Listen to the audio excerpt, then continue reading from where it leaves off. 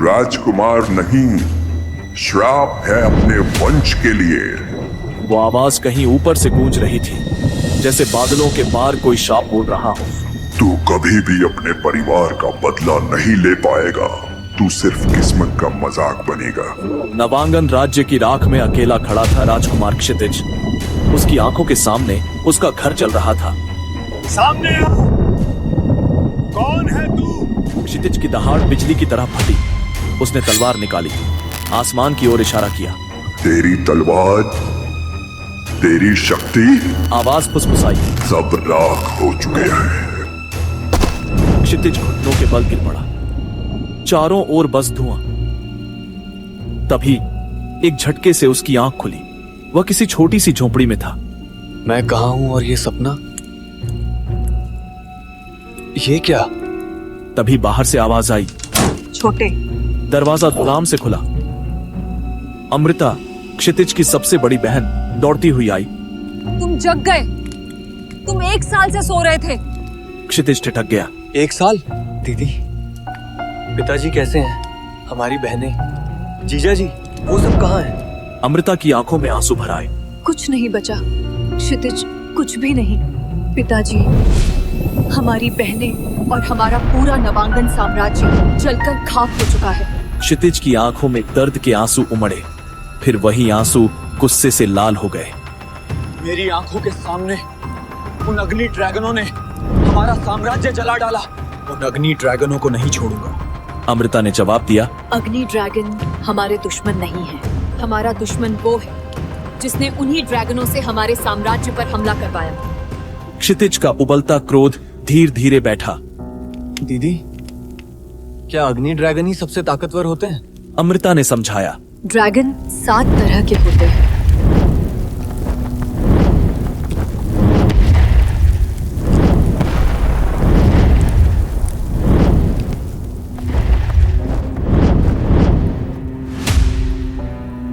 हर एक की अलग शक्ति और तत्व। क्षितिज ने गंभीरता से पूछा। हम भी ड्रैगन वश में करेंगे, लेकिन दीदी, ये ड्रैगन कहाँ मिलेंगे? अमृता ने बताया। यहाँ से 200 मील उत्तर में एक पर्वत है, ड्रैगन पर्वत। वहीं हमें सारे ड्रैगन मिलेंगे। क्षितिज ने गहरी सांस ली। मैं वादा करता हूँ दीदी, मैं पिताजी का, अपनी बहनों का, अपने राज्य नवांगन का सबका बदला लूंगा। अमृता और क्षितिज निकल पड़े थे ड्रैगन पर्वत की ओर। दिन बीतते गए। जंगलों, पत्थरों और झरनों के बीच एक कठिन यात्रा। एक दिन पगडंडी पर अचानक किसी की हंसी गूंजी। अरे सुनो। एक 12 साल का लड़का, गले में ताबीज, कंधे पर धनुष टांगे, मुस्कुराता हुआ बोला। मैं आर्यन हूँ, महावन का राजकुमार। क्षितिज ने आगे बढ़कर हाथ मिलाया।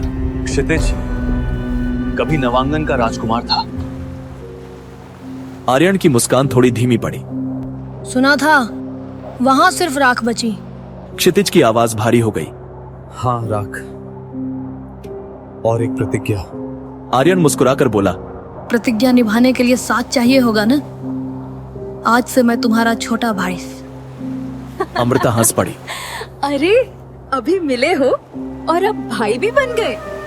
दीदी, आप दोनों को परिवार की तलाश है और मुझे दोस्तों की। हम यहाँ दोस्ती करने नहीं आए आर्यन, हमें ड्रैगन पर्वत पहुँचना है। आर्यन ने कंधे उचकाए।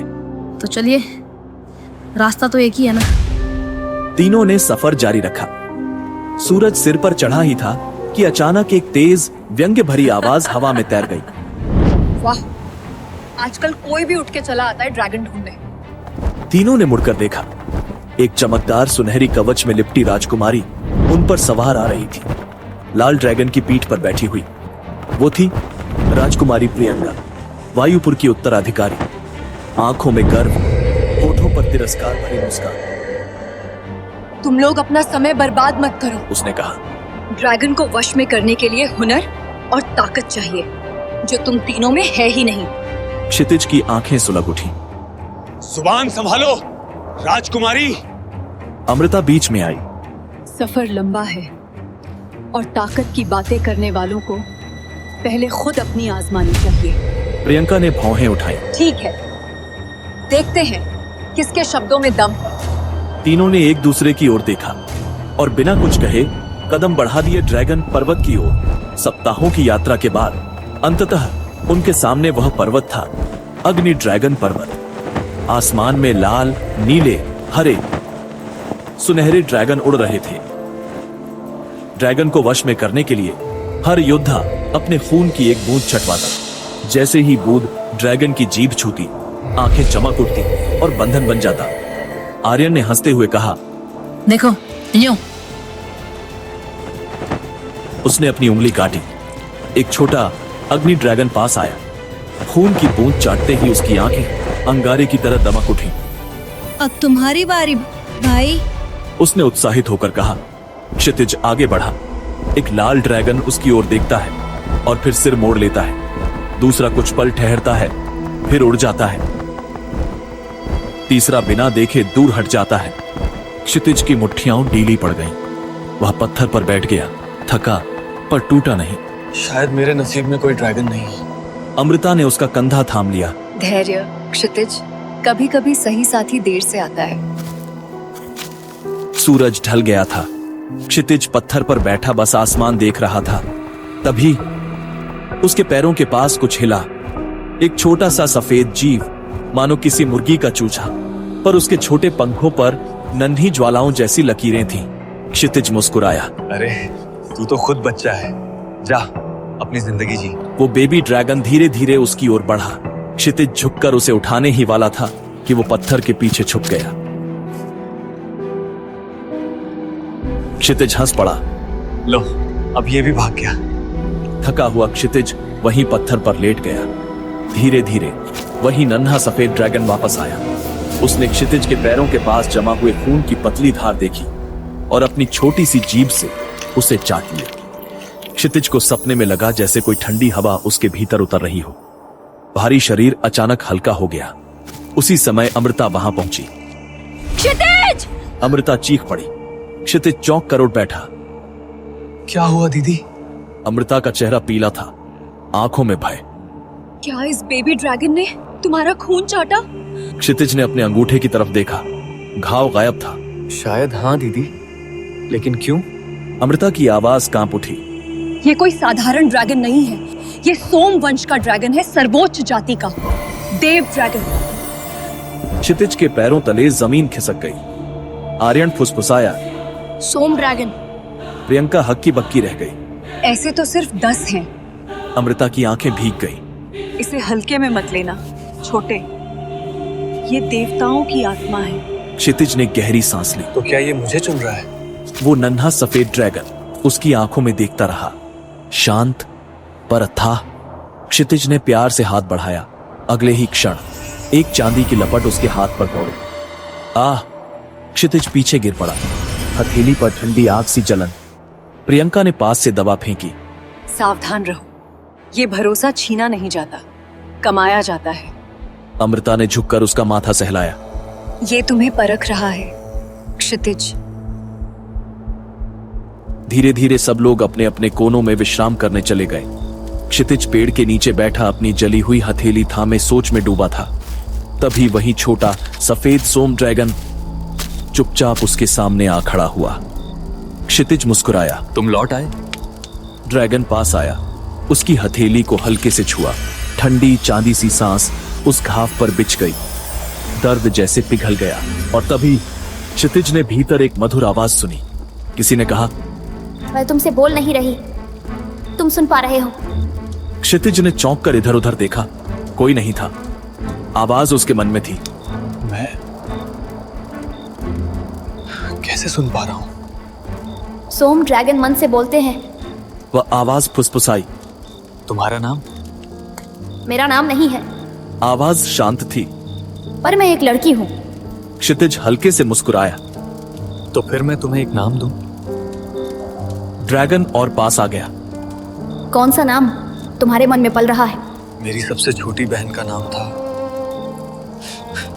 राधिका। उसकी आंखों से आंसू बह निकले। क्या मैं तुम्हें राधिका कहूं? नन्हे सोम ड्रैगन ने अपना माथा उसकी हथेली से छुआ। क्षितिज की हंसी और रोना एक साथ फूट पड़े। वह घुटनों के बल झुक गया। राधिका, मैं बदला भी लूंगा, पर पहले न्याय को समझूंगा। तुम मुझे जल्दी नहीं, सही रास्ता दिखाना। राधिका ने पंख फैलाए और क्षितिज से लिपट गई। आसमान में हल्की नीली रोशनी फैल गई। क्षितिज की आंखें बंद हुईं और वह गहरी नींद में चला गया। अगली सुबह अमृता ने अपना थैला बांधा। मुझे महावन के बचे हुए लोगों तक पहुंचना है। उसने कहा। उन्हें उम्मीद चाहिए। क्षितिज ने राधिका की ओर देखा, फिर बोला, और मुझे दिशा। वो तुम्हारे पास है। ये ड्रैगन तुम्हारा आईना है। जो तुम में है वही इसमें झलकता है। हम फिर मिलेंगे ना? जरूर, जब तुम परीक्षा पार कर लोगे। क्षितिज ने झुककर चरण छुए। मैं तब तक गिरूंगा नहीं। कुछ दिनों बाद क्षितिज और राधिका आकाश की ओर देखते हुए चलते रहे। ड्रैगन अकादमी हवा में झूल रही थी। क्षितिज मुस्कुराया। राधिका, अब हमारी असली परीक्षा शुरू होने वाली है। तभी सब कुछ सफेद हो गया। धुंध में फिर वही दृश्य उभरा। नवांगन जलता हुआ और फिर वही साया। सोम ड्रैगन मिल अब खुद को देव समझने लगे हो। आवाज में व्यंग्य और ज्वाला थी। क्षितिज ने दहाड़ लगाई। नाम बताओ। साया मुड़ा, माथे पर अग्नि चिन्ह, आंखों में कोयले सी आग। फिर मिलेंगे छोटे राजकुमार। क्षितिज का शरीर कांप उठा। उसकी छाती पर एक सफेद चिन्ह उभरा, आधा अक्षर जो चमक कर मिट गया। ये क्या है? क्षितिज ने आंखें खोली। वह अकादमी के बीच खड़ा था। सैकड़ों निगाहें उस पर थी। आर्यन दौड़ता हुआ आया। क्या हुआ भाई? प्रियंका ने चिंतित होकर पूछा। किसे देखा तुमने? क्षितिज की आवाज धीमी थी, पर आंखों में ज्वाला थी। उसे, जिसने सब जलाया। अब बस एक नाम बाकी है। क्या वो साया यहीं कहीं आसपास था? क्या क्षितिज उसे ढूंढ पाएगा और उसका सामना कर पाएगा? ड्रैगन अकादमी में उसका भाग्य क्या मोड़ लेने वाला है? आगे की कहानी जानने के लिए देखें अगला एपिसोड सिर्फ पॉकेट एफएम के YouTube चैनल पर। और ब्रह्मांड का रक्षक के सारे एपिसोड्स को सुनने के लिए डिस्क्रिप्शन में दी लिंक से डाउनलोड करें पॉकेट एफएम ऐप।